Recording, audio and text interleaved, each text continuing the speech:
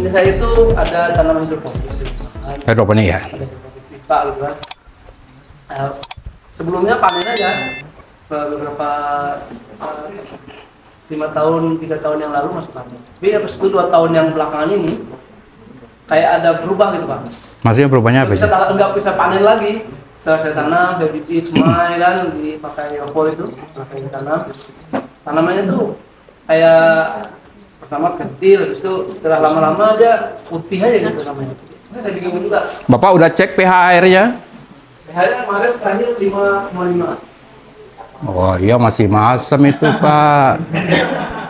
Nah, kan ketahuan kan Bapak kan? Mohon maaf Pak, yang sebelumnya yang 2 tahun itu, yang 2, 3, 4, 5 tahun yang sebelumnya itu masih aman. Oh, aman, oke. Yang kedua, Belewah saya pun masih berbuah juga. Bapak sekali berapa jam cek ppm-nya? Nah, kalau ppm paling 3 hari. Nah, itu yang jadi masalahnya Pak. Kalau kita gunakan hidroponik, kita harus setiap saat memastikan ppm-nya seperti kita tersawar. Seperti ketika dia pasang vegetatif, biasanya dari 1.500 ya? 1.500 sampai 2.000 kan? Bapak harus memastikan siang, pagi, dan malam. Harus sebanyak itu ppm-nya Pak. Konsisten gitu ya? Harus konsisten.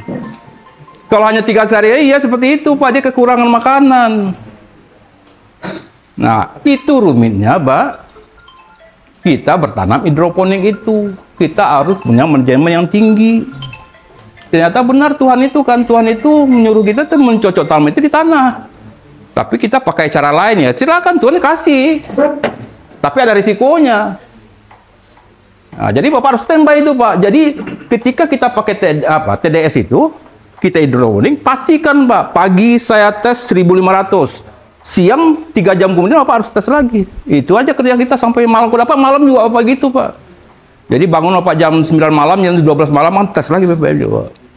Itu harus 24 jam Pak. Nggak pengaruh cuaca ya? Nggak terlalu panas? Cuaca juga bisa berpengaruh. Tapi diantaranya saya yakin itu di ppm-nya Pak. Di ppm dan air. Di ppm itu. Nah satu lagi bisa jadi AB Mix yang Bapak belikan itu asli atau enggak?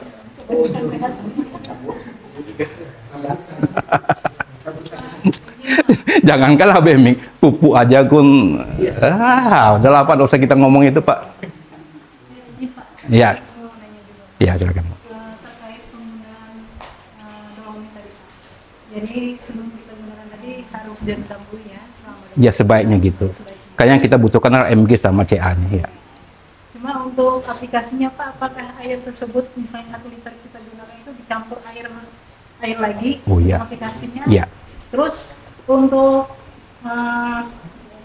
pengaplikasiannya itu apakah sebelum kita tanam, apa sudah tanam? Bagusnya sebelum tanam. Kalau dari tanam dia pH-nya rendah ya sama aja Bu. Jadi pastikan bahwa pH itu netral. Kalau pola KPI 2M kita gunakan satu berapa bandingannya? Dapat? Yang untuk dolomit?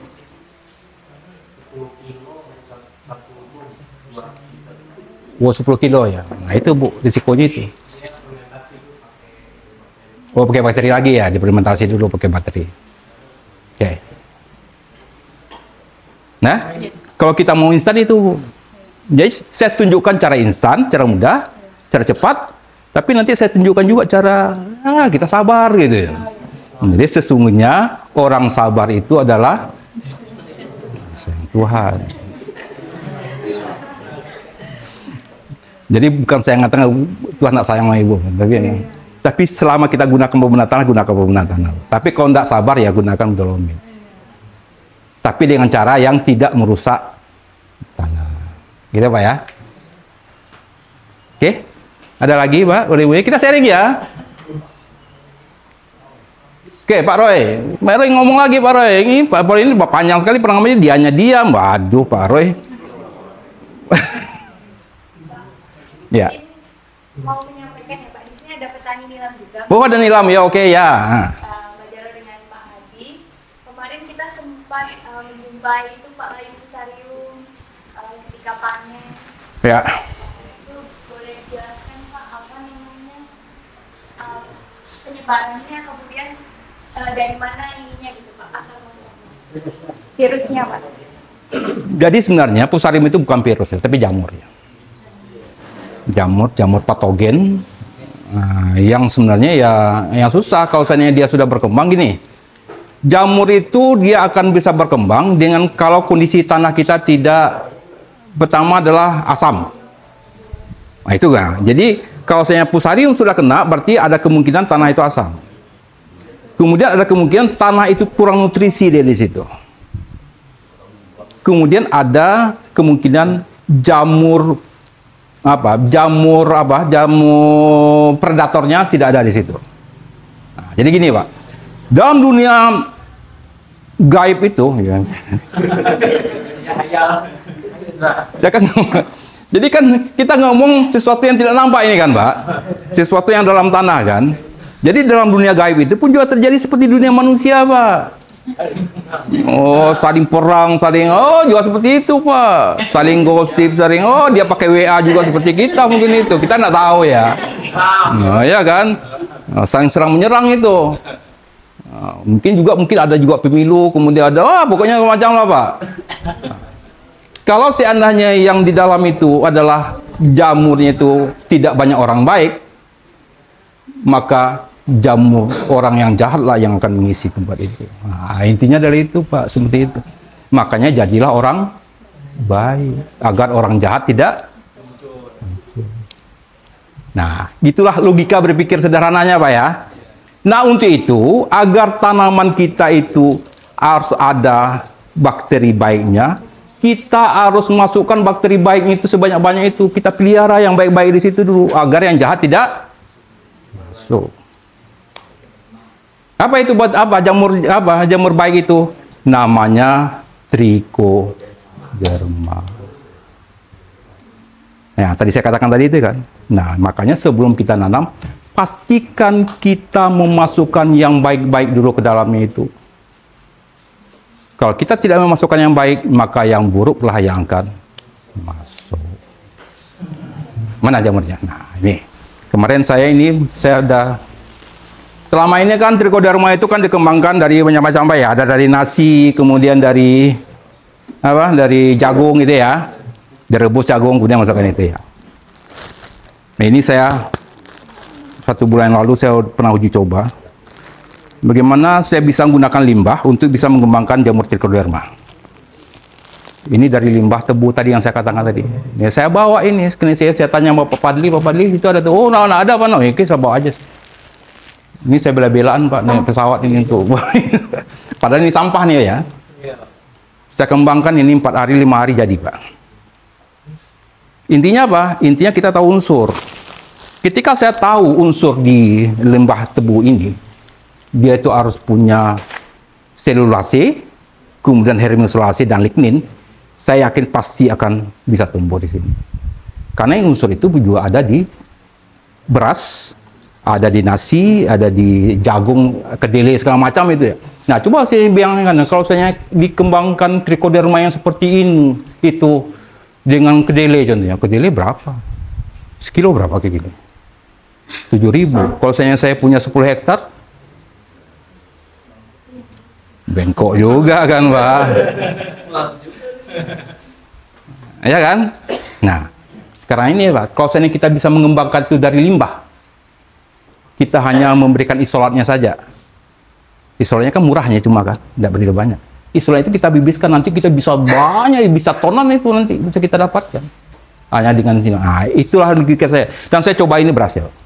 Ya, sekarang besok kita akan coba Trichoderma itu dengan itu, dan tangkos itu. Nanti kita tunjukkan bagaimana proses cara membuatnya. Jadi nanti teman-teman kalau itu berhasil nanti mungkin itu 4 hari 5 hari setelah kita nanti tolong datang aja, tolong cari aja informasi berhasil atau enggak itu. Kita kan 2 hari lagi selesai kan? Itu kan belum apa. Nanti tanya aja kalau saya ini berhasil udah kembangkan itu dari tangkos itu. Nanti secara berkala kalau Bapak sudah dapatkan yang murah dan yang gratis seperti itu, tolong rajin disebarkan yang baik-baik itu agar yang jahat tidak masuk. Intinya dari itu saja.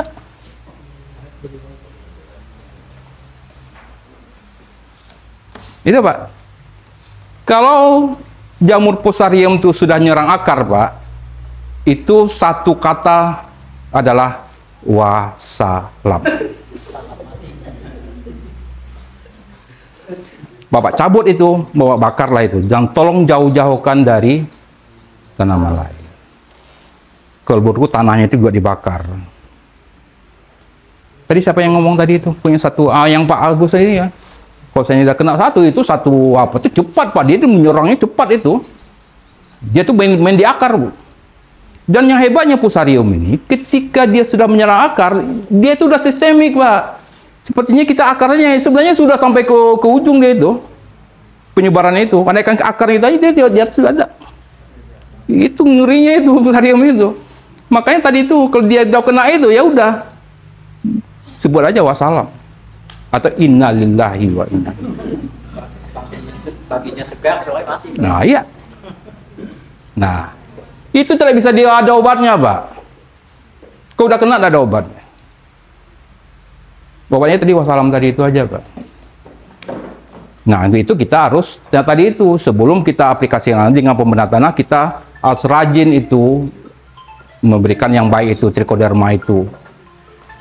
Nah, selama ini kenapa petani itu tidak mau kasih trichoderma? Karena trichoderma itu jatuhnya mahal, Pak.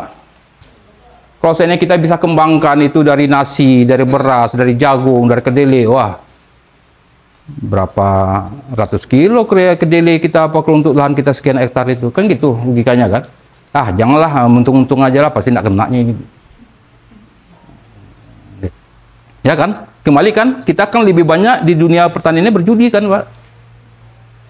Nah, untuk itu saya memikirkan bagaimana kita bisa mengembangkan trichoderma itu dengan biaya murah, dengan menggunakan limbah, menggunakan sampah, tapi tidak mengurangi kualitas hasilnya. Jadi kalau saya nanti bisa berhasil nanti itu dengan tangkos itu, ya udah sekali 2 bulan 3 bulan Bapak tetap sebar aja itu, Pak. Ya kan, murah kan? Beli saja isolatnya. Isolatnya berapa lah? Satu itu nanti kita kasih apa? Nanti saya tunjukkan ya, 1 liter itu hanya 10 mili saja kita butuh sedikit. Itu nanti bisa tonan itu kita bisa buatkan trichoderma itu kalau misalnya dia udah jadi. Ya, Pak ya? Oke, ada lagi? Ya, Pak?